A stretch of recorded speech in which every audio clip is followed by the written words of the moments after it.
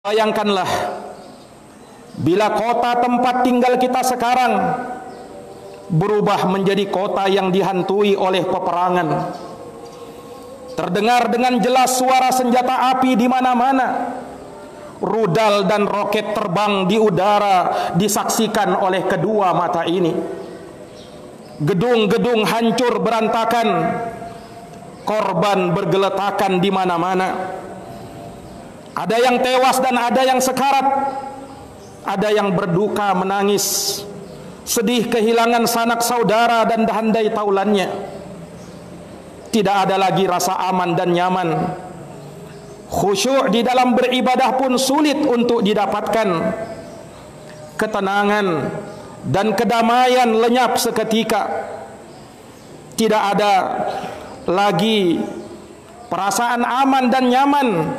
Bahkan walaupun kita berada di dalam rumah kita sendiri, yang ada adalah rasa takut, cemas dan khawatir.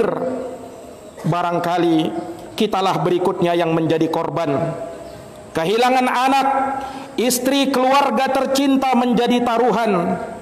Kemiskinan, kesulitan dan kesusahan kian menjadi nyata di hadapan kedua mata. Maka jamaah yang dirahmati dan dimuliakan oleh Allah Subhanahu wa ta'ala, pada waktu itu tidak ada makanan, tidak ada minuman, tidak ada pakaian hangat dan tempat berteduh untuk mengusir hawa dingin. Tidak ada lagi keluarga untuk berbagi duka. Maka bagaimanakah perasaan dan suasana hati kita pada saat itu, jamaah sekalian? Jika kita mengalami penderitaan dan semua kebiadaban tersebut. Sidang jamaah Jumat yang dirahmati dan dimuliakan oleh Allah Subhanahu wa ta'ala, para jamaah pasti tahu, para jamaah pastilah tahu dan paham. Itulah situasi dan kondisi yang dialami oleh saudara-saudara kita, kaum muslimin di bumi Palestina, di tanah Masjidil Aqsa.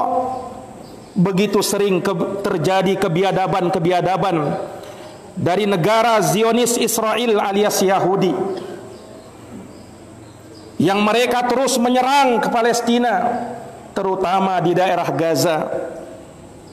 Dengan dalih serangan mereka ditujukan kepada pihak-pihak tertentu. Namun di balik itu semua, jamaah sekalian, mereka menginginkan darah kaum muslimin yang berikrar syahadat la ilaha illallah Muhammadar Rasulullah. Sehingga jamaah yang dirahmati dan dimuliakan oleh Allah, tidak sedikit korban yang berjatuhan di sana. Termasuk yang menjadi korban adalah kaum wanita dan anak-anak kecil yang tak berdosa. Tentu semua dari kita mengutuk keras perbuatan tersebut, mengutuk keras kebiadaban tersebut, dan perbuatan yang tidak berkemanusiaan tersebut. Namun apalah daya kita, jamaah sekalian? Apalah yang bisa kita lakukan untuk mereka selain mengambil langkah yang nyata yang sejalan dengan tuntunan agama? Apalah daya yang bisa kita lakukan selain terus-menerus mendoakan mereka? Semoga mereka dikuatkan oleh Allah Subhanahu wa ta'ala. Semoga mereka diberikan kesabaran. Dan semoga Allah Subhanahu wa ta'ala memberikan kehancuran kepada mereka-mereka yang menindas umat Islam, kepada mereka bangsa Yahudi teroris yang mereka menyerang dan menganiaya saudara-saudara kita di sana. Apalah daya yang bisa kita lakukan selain mengerahkan segenap kemampuan kita untuk bisa menolong dan membantu mereka agar bisa keluar dari krisis yang sekarang melanda mereka, jamaah sekalian.